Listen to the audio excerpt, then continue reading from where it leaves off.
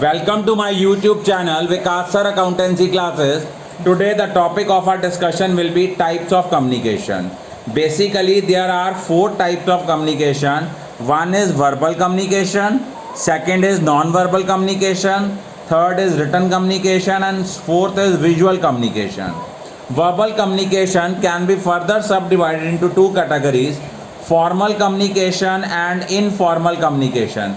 तो बेटा verbal communication का मतलब क्या होता है? वर्बल कम्युनिकेशन का मतलब होता है जब हम लैंग्वेज को यूज़ करके किसी इंफॉर्मेशन को ट्रांसफ़र करते हैं लैंग्वेज की हेल्प के साथ या बोल के।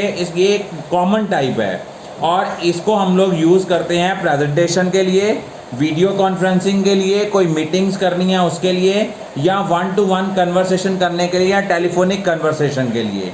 ये कम्युनिकेशन बहुत ज़्यादा इम्पॉर्टेंट है because it is an efficient way of communication, और ये हेल्पफुल होती है वर्बल और नॉन वर्बल दोनों तरह की कम्युनिकेशंस के लिए। और इनमें कौन कौन से स्टेप्स इंक्लूड होते हैं कि इनमें जो पर्सन है जो बोल रहा है he should be of strong and confident speaking voice होनी चाहिए, एक्टिव लिसनर्स होने चाहिए, और उनमें वर्ड्स जो होने चाहिए बहुत सोच समझ के हमें वर्ड्स को यूज़ करना है। फॉर्मल कम्युनिकेशन क्या होता है? फॉर्मल कम्युनिकेशन का मतलब होता है ये उस तरह की कम्युनिकेशन है जिसमें फॉर्मेलिटी है। कम्युनिकेशन मीन जो ऑफिशियल लेवल पे, जैसे सीबीएसई कोई सर्कुलर इशू करती है या स्कूल कोई सर्कुलर इशू करता है, स्कूल कोई नोटिस देता है, तो वो आपकी फॉर्मल कम्युनिकेशन है। और फॉर्मल कम्युनिकेशन जो होती है ये ऑफिशियल कम्युनिकेशन है।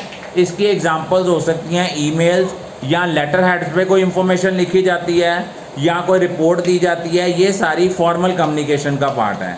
इनका डॉक्यूमेंट्री एविडेंस होता है।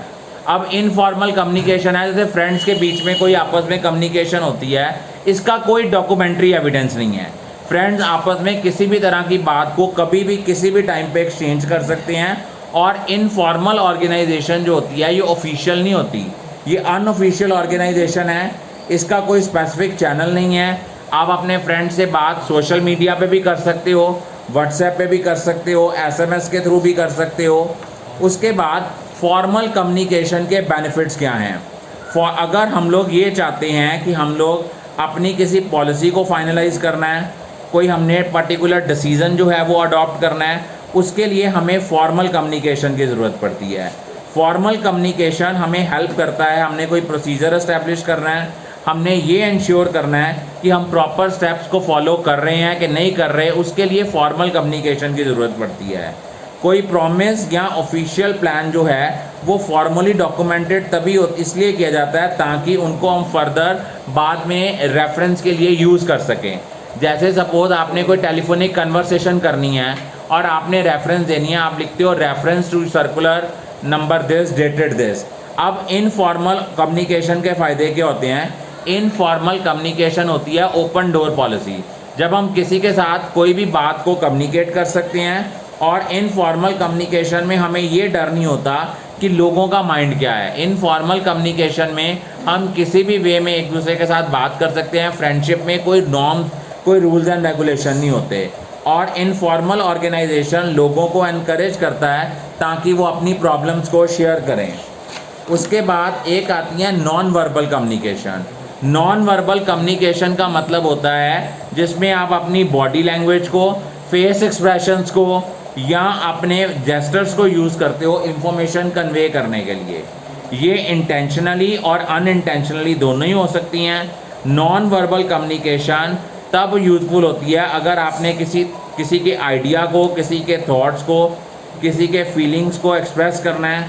अगर वो क्लोज बॉडी लैंग्वेज होगी, जैसे मान लो आप क्रॉस लेग्स करके बैठे हो, क्रॉस आर्म्स करके बैठे हो, तो आप हो सकता है कि आप अपनी जो है वो एंग्रीनेस शो कर रहे हो, नर्वसनेस शो कर रहे हो, तो इसको हम बोलते हैं non verbal communication.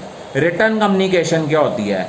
Written communication का मतलब होता है जब हम कोई चीज़ लिख के, टाइप करके, प्रिंट करके, सिंबल्स, नंबर्स या लेटर की फॉर्म में कन्वे करते हैं, उनको हम रिटन कम्युनिकेशन कहते हैं। और ये कम्युनिकेशन वहाँ यूज़फुल होती है जहाँ पे हमने कोई ऐसी इंफॉर्मेशन देनी है जिसको हमने फ्यूचर में यूज़ करना है। और राइटिंग जो है जनरली यूज़ की जाती है इंफॉर्मेशन को एक्सचेंज करने के लिए। जैसे कोई पैम्फलेट बनाया कंपनी ने, कोई बुक लेटर बनाया है, कोई ब्लॉग बनाया है। विजुअल कम्युनिकेशन क्या होती है कि जब हम फोटोग्राफ, स्केचेस, ड्राइंग्स, आर्ट को यूज़ करते हैं, उनको विजुअल कम्युनिकेशन कहते हैं। और विजुअल कम्युनिकेशन ये एक बड़ी इंपॉर्टेंट एड है अगर आपने कोई अपने आइडियाज़ की प्रेजेंटेशन देनी है, क्योंकि लोगों में हर एक का जो लर्निंग स्टाइल है वो डिफरेंट है। विजुअल कम्युनिकेशन ज़्यादा हेल्पफुल उन लोगों के लिए है जैसे जो मान लो एज अ लेमैन लैंग्वेज को समझते हैं, तो उनके लिए किसी चीज़ को अंडरस्टैंड कराना तभी पॉसिबल है अगर हम लोग उसको क्या कहते हैं प्रॉपर सिंबल्स को यूज़ करते हैं।